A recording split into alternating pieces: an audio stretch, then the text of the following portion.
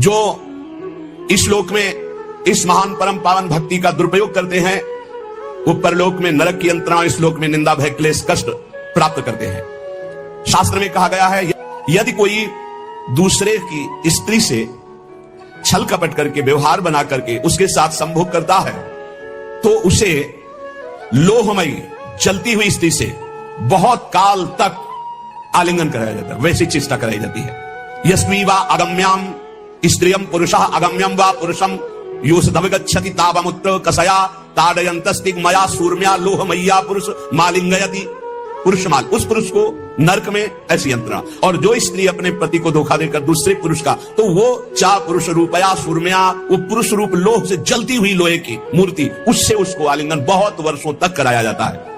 नरक में भीषण यंत्रणा उसको प्राप्त होती है। इस नरक का नाम है तप्त शून्य नरक। और फिर इसके बाद जब उसका जन्म होगा तो भयानक भयानक रोगों से पूरा जीवन पीड़ित रहेगा, जो दूसरी माताओं बहनों के साथ व्यभिचार करता है। अब जब कर्म का फल आता है तब कह देते हैं कि पूर्व जन्म का कर्म है, उसको भोगना पड़ेगा। हमारे साथ भगवान अन्याय कर रहा है, हमने कोई पाप कर्म नहीं किया। अगर कर्म का फल नहीं है तो गर्भ से ही बालक अपंग कैसे पैदा हो रहा है? गर्भस्थ बालक ने क्या पाप किया था इस जन्म में? गर्भ से ही नेत्रहीन क्यों पैदा हो रहा है? गर्भ से ही मूक बधिर क्यों पैदा हो रहा है? गर्भ के बाहर आया अभी छोटा बालक है, खेल खेल में हाथ पैर टूट गया, क्यों? कौन सा अपराध उसने अभी किया? ये पूर्व का है। नहीं, पूर्व का क्या प्रमाण है कि उसका जन्म हुआ है? नहीं, लाखों बार जन्म हुआ है। अगर प्रमाण ही देखना है तो देखो, भय प्यार प्राण पोषण, इसका पूर्वाभ्यास उसको है। पुचकारो छोटे से बालक को, वो किलकारी मारेगा, ये किसने सिखाया कि ये प्यार का लक्षण है? ऐसे करो, वो रोने लगेगा, ये किसने? भय का लक्षण है। और उसके मुख में दुग्ध लगा दो, पीने लगेगा, प्राण पोषण। ये कैसे जाना? किसने सिखाया है कि देखो ये तुम्हारे मुंह पे जब लगाया जाएगा इसको तुम्हें पीना है? उसको ज्ञान है क्या? लेकिन जो ही मुख में लगाते हो पीना शुरू कर दे, पूर्वाभ्यास है। बहुत बार समझाने पर भी अज्ञानी जीव तर्क नहीं छोड़ता है। अरे पापाचरण छोड़ दो, पापाचरण करने से कई जन्मों तक आपको दुख भोगना पड़ेगा, एक एक पाप का बहुत जन्म तक दुख भोगना पड़ेगा। और यह कर्म बहुत बलवान होता है, बहुत प्रबल होता है। बड़ी कृपा भगवान की है जो बड़े भारी कर्मों का हिसाब हमें छोटे में दे करके भुगता रहे हैं। इसलिए उपासक को चाहिए कि भगवान की लीलाओं का गायन करे, ये विश्वास रख करके कि निश्चित हम परम मंगल करने वाला भगवान का नाम गुण कीर्तन है। तुम्हारा मन लगे या ना लगे, भाव बने ना बने, अग्नि को देखो या ना देखो, अग्नि को समझो या ना समझो, अग्नि पे भाव करो ना करो, भूल से चूक से समझ से जबरदस्ती से भी छुआ दी जाए तो तुम्हें जला देगी, क्योंकि उसमें दायिका शक्ति है। ऐसे ही श्रद्धा से अश्रद्धा से भूल से जानकारी से भाव से कुभाव से कैसे भी नाम जप करो, लीला कथा सुनो, तुम्हारा परम उद्धार हो जाएगा, परम मंगल हो जाएगा। भगवान की लीला कथा गान करने से हृदय पवित्र होता है। उनकी लीलाओं का, कुछ लीलाएं जो सहज करुणामयी, उनका तो अनुकरण हो सकता है, सब लीलाओं की सामर्थ्य नहीं। जब बहुत जन्मों के पुण्य एकत्रित होते तब भगवान के प्रेमी संत जनों का संग मिलता है, उसमें भगवत कथा सुनने को मिलती है, सिद्धांत सुनने को मिलते हैं। ये जो तर्क करने वाले लोग तार्किक हैं, ऐसे लोगों को करोड़ों शत्रुओं के समान मानकर त्याग देना चाहिए। ध्यान से सुनिए, जो लोग भगवान के नाम की निंदा करते हैं, धाम की निंदा करते हैं, भगवत लीला की निंदा करते हैं, शास्त्रों की निंदा करते हैं, भक्ति की अवहेलना, ऐसे लोगों का संग त्याग देना चाहिए। जो गृहस्थ में है, संसार में है, संयोग बनता है, भगवान कृपा करते हैं, सत्संग सुनने को मिलता है, लेकिन ऐसे लोग मिल जाए तो उनकी श्रद्धा बहुत कोमल होती है, वो नष्ट हो जाती है। भगवत लीला कथा ही एक ऐसा उपाय है जो हर जीव का परिवर्तन कर देती है।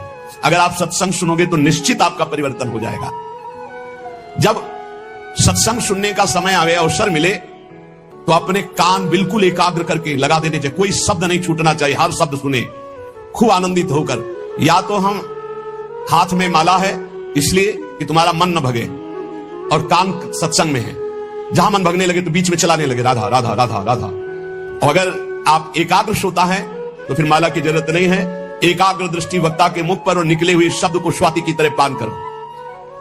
सारी बाधाएं सत्संग नष्ट करने में समर्थ है, सारी बाधाएं अध्यात्म की, व्यवहार की, सब नष्ट हो जाएंगी। सत्संग की धारा जहां अंतर पहुंचती है तो जन्म जन्मांतर के कूड़ा करकट ये सब बहा देती है। कितने ऐसे हजारों लोग हैं जो सत्संग के प्रभाव से अपने जीवन की गंदी बातों का त्याग कर और उत्तम मार्ग में चल पड़े। आग जलाकर भस्म का ढेर छोड़ देती है, पर सत्संग वो बाढ़ है कि राख भी नहीं छोड़ती, सब बहा ले जाती है। अर्थात वासना, कामना, पापाचरण का चिन्ह भी नहीं रह जाता यदि सत्संग रोज सुने और मनन करे तो।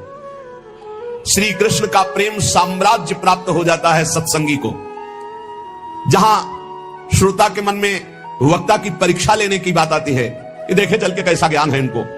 तर्क करने की बात आती, विवाद करने की बात आती, उन श्रोताओं को विशेष लाभ नहीं मिलता जो केवल रस पीने की इच्छा। क्या भगवत चर्चा का रस है, आहा आनंद। आज तो सौभाग्य हो गया कि हमें सत्संग सुनने को मिला। ये परिवार, रुपया, पैसा, नाना प्रकार की भोग सामग्री, पद, तृप्त सबको मिल रहे हैं, पापियों के पास भी है। सुतदाराधन लक्ष्मी पापियों के घर हो, संत समागम हरि कथा तुलसी दुर्लभ दुई। कथा ये भगवान की ऐसी महामहिमामयी है कि सुनने मात्र से भगवत प्राप्ति करा देती है। देखो, बड़े याज्ञिक और विद्वान हैं, वेदज्ञ हैं मथुरा के ब्राह्मण, लेकिन इनको भगवत दर्शन नहीं हुआ। और उनकी पत्नियां केवल भगवत चर्चा सुनती हैं। वृंदावन से मालिनी पुष्प लेके जाते, आज ठाकुर जी ने ऐसा श्रृंगार किया था, आज लाल बिहारी ने उस असुर का वध किया। सुन सुन करके इतनी प्रबल लालसा जागृत हुई कि वो भोग लेकर के सीधे भगवान को पवाया और दर्शन प्राप्त किया। रत्नावती जी ने और कभी कोई साधना नहीं की थी, केवल दासी ने भगवत चर्चा सुनाई तो भगवत चर्चा सुनते सुनते ऐसे महान की भक्त भूप उनको कहा श्रीनाभाजी ने। ये अंतरंग लीला में प्रवेश, जब बाहर सुनते सुनते तो अंतरंग लीला में सीधे प्रवेश सत्संग करा देता है। भगवान की लीला कथा ऐसी है कि अगर कानों में शब्द पहुंच जाए तो पाप और ताप दोनों का नाश कर देती है। पर जो श्री कृष्ण के भक्त हैं, प्रेमी हैं, उन्हीं के मुख से सुनने पर यह परिवर्तन होता है, अन्यथा नहीं। यहां पूज्य भाई जी महाराज कह रहे हैं कि ऐसा लीला कथा का प्रभाव कि सीधे भगवत प्राप्ति। तो जो श्री कृष्ण के भक्त हैं, प्रेमी हैं, जो रुपया के भक्त नहीं, मान प्रतिष्ठा के भक्त नहीं, व्यवहार के भक्त नहीं, केवल परमार्थ के भक्त हैं,